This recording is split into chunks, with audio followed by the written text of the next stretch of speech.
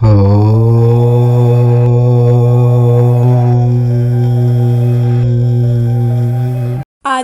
రోజు రాత్రి పడుకునే ముందు యాలకులతో ఒక చిన్న పనిని చేస్తే జీవితంలోని సమస్యలన్నీ పోతాయి. ఈ సమాజంలో కొంతమంది మానసిక సమస్యల వలన, మరికొంతమంది ఆరోగ్య సమస్యల వలన, ఇంకొంతమంది ఆర్థిక సమస్యల వలన ఎంతో ఇబ్బంది పడుతూ ఉంటారు. ప్రతి మనిషికి కూడా ఏదో ఒక విధమైన సమస్య అయితే ఖచ్చితంగా ఉంటుంది. ఏ సమస్య వచ్చినా దానికి మూల కారణం మాత్రం డబ్బే అనే విషయం అందరికీ తెలిసిందే. ఆ డబ్బుకు లోటు లేకుండా జీవితంలో సంతోషంగా బ్రతకాలంటే ఆదివారం రోజు ఈ పరిహారం చేయాలని పండితులు చెప్తూ ఉన్నారు. ఆర్థిక సమస్యలు ప్రతి మనిషికి ఉంటాయి. ఈ ఆర్థిక సమస్యల కోసం ఎన్నో పరిహారాలను చేస్తారు. మానవుడు తాను ఎప్పుడూ ఉన్నతమైన స్థితికి చేరి సంతోషంగా ఉండాలని ఎన్నో ప్రయత్నాలను చేస్తూ ఉంటాడు. ఇలా ఎంత ప్రయత్నించినా ఎటువంటి ఉపయోగం ఉండదు. ఎందుకంటే మీరు ఎంత ప్రయత్నించినా ఆ పరమాత్మ సహకరించనిదే ఎటువంటి ఫలితం ఉండదు. కానీ మానవులు తాము ఉన్నత స్థితికి రావడానికి చేసే విశ్వ ప్రయత్నాలలో పడి పరమాత్మను మర్చిపోతారు. అందుకే వారి విశ్వ ప్రయత్నాలు ఫలించవు. మానవుడు ఎంత కష్టపడినా తాము చేసే పనులలో పరమాత్మను గుర్తు తెచ్చుకుంటూ ఉండాలి. అప్పుడే మంచి ఫలితాలు లభిస్తాయని పండితులు చెప్తున్నారు. మానవ జీవితంలో అనేక రకాల సమస్యలు ఉంటాయి. ఈ సమస్యల నుండి బయటపడడానికి మరియు అనుకున్న కోరికలన్నీ నెరవేర్చుకోవడానికి పెద్ద పెద్ద పూజలు, పరిష్కారాలు, హోమాలు చేయనవసరం లేదు. మనం చేసే చిన్న చిన్న పనులనే ఏకాగ్రతతో శ్రద్ధగా ఎటువంటి తప్పులు లేకుండా చేస్తే సరిపోతుంది. మరి అటువంటి ఒక చిన్న పరిహారాన్ని ఈరోజు మనం తెలుసుకుందాం. ఈ పరిహారాన్ని పాటించటం వలన తీవ్రమైన ఆర్థిక ఇబ్బందులన్నీ తొలగిపోతాయని పండితులు చెప్తున్నారు. ఈ పరిహారాన్ని ఆదివారం నాడు పాటించటం ద్వారా శుభకరమైన ఫలితాలను పొందుతారు. మరి ఆ పరిహారం ఏమిటో ఇప్పుడు మనం తెలుసుకుందాం. ముందుగా చిన్న కథను విందాము.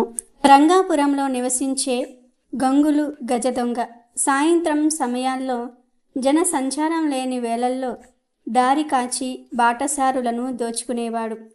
అలా అపహరించిన సొమ్ముతో కుటుంబాన్ని పోషించేవాడు. దొంగతనం చేయటం మంచిది కాదని, ఎప్పటికైనా చేసిన తప్పులకు శిక్ష తప్పదని అతని భార్య లక్ష్మి ఎన్నోసార్లు చెప్పేది. అయినా భార్య మాటను గంగులు వినిపించుకునేవాడు కాదు. దొంగతనం చేయడానికి ధైర్యం కావాలి, నాకు ధైర్యం ఉంది, ఇదే నా వృత్తి అని గొప్పగా సమాధానమిచ్చేవాడు. అలవాటులో భాగంగా ఓ సాయంత్రం జనసంచారం లేని సమయం చూసి దారి కాచాడు గంగులు. కాసేపటికి ఒక వ్యక్తి అటువైపు రావటం గమనించాడు. ఆలస్యం చేయకుండా ముసుగు వేసుకుని అమాంతం అతడిని అడ్డుకున్నాడు. చేతిలో ఉన్న పదునైన కత్తిని అతడికి చూపి, నీ దగ్గర ఉన్న డబ్బంతా ఇవ్వకపోతే చస్తావు అని హెచ్చరించాడు. బాబు, నా స్నేహితుడి దగ్గర తీసుకున్న 500 వరహాలు తిరిగి ఇచ్చేందుకు బయలుదేరాను. దయచేసి నన్ను ఏమీ చేయకు, నా దగ్గర ఉన్న డబ్బు దోచుకోకు అంటూ ఆ బాటసారి దీనంగా వేడుకున్నా సరే గంగులు వినలేదు. అతడి దగ్గర ఉన్న మొత్తం డబ్బు లాక్కొని, ఎవరికైనా చెబితే నీ ప్రాణాలు కూడా పోతాయి, జాగ్రత్త అంటూ బెదిరించాడు. రెప్పపాటులో అక్కడి నుంచి పరారయ్యాడు. మరుసటి రోజు ఉదయం గంగులకు అతని చొక్కా జేబులో పెట్టిన ఆ 500 వరహాలు కనిపించలేదు. అప్పుడు భార్యను, లక్ష్మి, నా జేబులో డబ్బులు కనిపించటం లేదు, నువ్వు తీసావా అని అడిగాడు. తీయలేదు అని జవాబిచ్చిందామె. మరైతే ఎవరు తీసి ఉంటారు అంటూ ఇంటి బయటనున్న అరుగు వైపు చూశాడు. 5వ తరగతి చదువుతున్న కొడుకు రాజు అరుగు మీద కూర్చొని కనిపించాడు. రాజు, నా జేబులో నుంచి డబ్బులు తీసావా అని అడిగాడు. నేను తీయలేదు నాన్న, నాకు తెలియదు అన్నాడు రాజు. లేదు, నిన్ను చూస్తూ ఉంటే అనుమానం కలుగుతోంది, నిజం చెప్పు, డబ్బు ఎందుకు తీశావు అని కన్నెర్ర చేశాడు తండ్రి. లేదు నాన్న, నేను తీయలేదు అని లేని ధైర్యాన్ని కూడదీసుకొని మరీ సమాధానం చెప్పాడు రాజు. నిన్ను అలా అడిగితే చెప్పవురా అంటూ బెల్ట్ తీశాడు గంగులు. ఇంతలో లక్ష్మి వచ్చి, పసిపిల్లవాడు, వాడికేం తెలుస్తుంది, కొట్టకండి అంటూ గంగులకు అడ్డంగా నిలబడింది.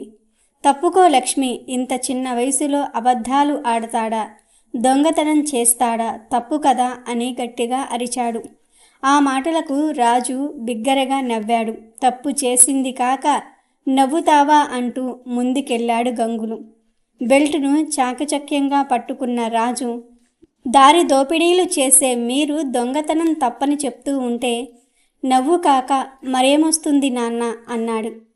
రాజు మాటలకు ఆశ్చర్యపోయిన గంగులు బెల్టును పక్కన పడేస్తూ, నేను దొంగతనాలు చేస్తానని నీకెవరు చెప్పారు అని అడిగాడు. అప్పుడు రాజు ఇలా అన్నాడు, నిన్న సాయంత్రం నా స్నేహితుడు తన పుట్టినరోజుకు పిలిస్తే బడి పూర్తయ్యాక వాళ్ళింటికి వెళ్ళా. తిరిగొస్తూ ఉంటే దారిలో నువ్వు ఒక వ్యక్తిని దోచుకోవటం చెట్టు చాటున నిల్చుని చూశాను. నువ్వు ముసుగులో ఉన్నా నేను నిన్ను గుర్తుపడతాను. అది చూసి మా నాన్న దొంగ అని చాలా బాధపడ్డాను. పిల్లలు తప్పు చేస్తే తల్లిదండ్రులు సర్ది చెప్పాలి. అటువంటిది తండ్రే తప్పు చేస్తే ఆ పిల్లలు ఎంత బాధపడతారు ఎప్పుడైనా ఆలోచించావా నాన్న అన్న రాజు మాటలకు గంగుల్లో మార్పు మొదలైంది. రాజు అంటూ వాడిని దగ్గరకు తీసుకున్నాడు.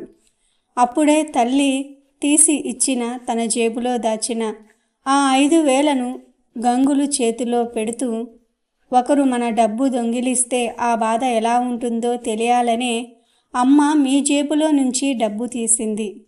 ఆ బాటసారి ఎవరో కాదు నాన్న, మా బడిలో గురువు దొంగతనం చేయరాదని మాకు నీతి పాఠం చెప్పిన గురువుగారి డబ్బును నువ్వు దొంగిలించావు. అది చూసిన నాకు చాలా బాధ కలిగింది. నీ దృష్టిలో దొంగతనం తప్పు కాకపోతే నాకు దొంగతనం నేర్పించు నాన్న. గురుకులానికి వెళ్లకుండా నేను నీతో పాటే వస్తాను అన్నాడు రాజు. కొడుకు మాటలు తండ్రిని ఆలోచనలో పడేశాయి. రాజు, నీ ద్వారా నాకు జ్ఞానోదయమయ్యింది. దొంగతనం చేయడానికి ఎంతో ధైర్యం కావాలని గొప్పగా అనుకున్నాను. కానీ కష్టపడి సంపాదిస్తేనే సమాజంలో గౌరవము మర్యాద లభిస్తాయని అర్థమయ్యింది. పదరాజు, నీ గురుకులానికి వెళ్దాం. మీ గురువుగారి డబ్బు తిరిగి ఆయనకు ఇచ్చేద్దాం అంటూ బయటకు నరిచాడిద్దరూ కూడా. కొడుకు ద్వారా భర్తలో వచ్చిన మార్పునకు లక్ష్మి ఎంతగానో సంతోషించింది. ఇక వీడియోలోకి వస్తే, ప్రతి మనిషికి డబ్బు అనేది చాలా అవసరం. డబ్బు చేతిలో ఉంటే చాలు, జీవితంలో ఏం చేసినా తిరుగుండదని అందరూ భావిస్తూ ఉంటారు. అలాంటి డబ్బును సమృద్ధిగా పొంది సంతోషంగా జీవించాలంటే ఖచ్చితంగా ఆదివారం రోజు ఈ పరిహారం చెయ్యాలని పండితులు చెప్తూ ఉన్నారు. మరి ఆ పరిహారానికి పెద్దగా ఏం అవసరం లేదు. 5 యాలకులు, కొద్దిగా కర్పూరం పొడి ఉంటే చాలు. ఆదివారం రోజు చీకటి పడ్డాక మీరు పనులన్నీ పూర్తి చేసుకున్నాక, అంటే భోజనం చేసేసి పడుకోవడానికి సిద్ధమయ్యే ముందు ఈ పరిష్కారాన్ని చెయ్యాలి. నమ్మకంతో చెయ్యండి, తప్పక ఫలితాన్ని చూస్తారు. మరి ఏం చెయ్యాలి అంటే, రాత్రి పడుకునే ముందు 5 యాలకులను తీసుకోండి. ఆ యాలకులను మీ చేతిలో గట్టిగా పట్టుకుని, మీకు ఉన్న సమస్యలన్నీ కూడా తొలగిపోవాలని, మీరు డబ్బు బాగా సంపాదించాలని, అందరూ మీ మాటే వినాలని, ఇక మీకు జీవితంలో తిరగనేది ఉండకూడదని, అస్సలు డబ్బుకు లోటు అనేది రాకుండా ఉండాలని మీ కోరికను దృఢంగా చెప్పుకోండి. ఇష్ట దైవాన్ని మనసులో తలుచుకుని సంకల్పించుకోండి.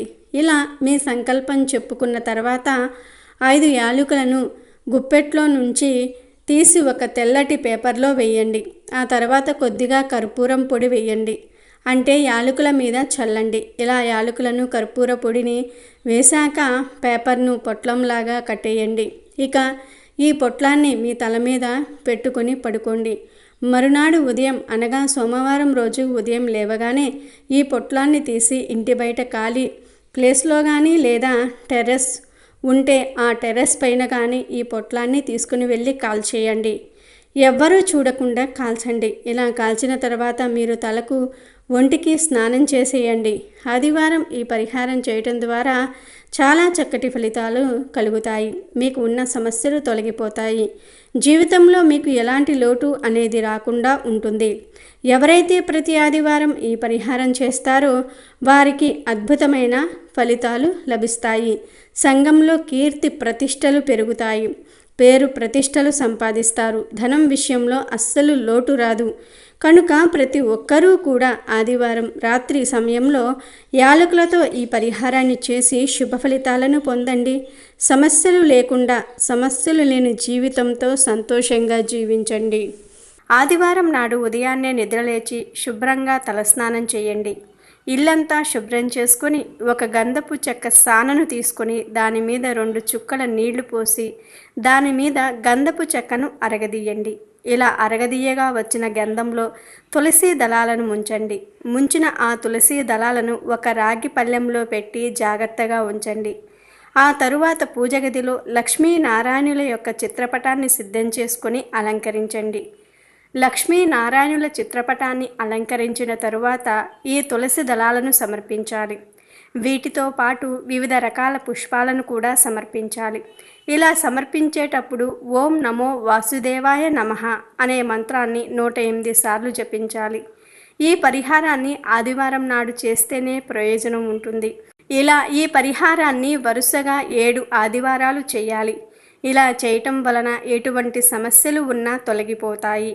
మానవులకు ముఖ్యంగా ఉండే ఆర్థిక సంబంధమైన చిక్కులన్నీ తొలగిపోయి ధనానికి సంబంధించిన ఒత్తిడి తగ్గుతుంది. అలాగే వ్యాపారాలు చేసేవారికి అభివృద్ధి లభిస్తుంది. విద్యార్థులకైతే వారి విద్యలో మంచి పురోగభివృద్ధి ఉంటుంది. మరి మీరు కూడా ఎటువంటి సమస్యలతో బాధపడుతూ ఉన్నా ఈ పరిష్కారాన్ని పాటించి ఆ సమస్యలను దూరం చేసుకుని అష్టైశ్వర్యాలను పొంది కుటుంబంతో సంతోషంగా జీవించండి. ప్రస్తుతం ప్రతి ఒక్కరూ అనేక బాధలను అనుభవిస్తున్నారు. ఏ ఇంట్లో చూసినా సమస్యలు ఉంటూనే ఉంటాయి.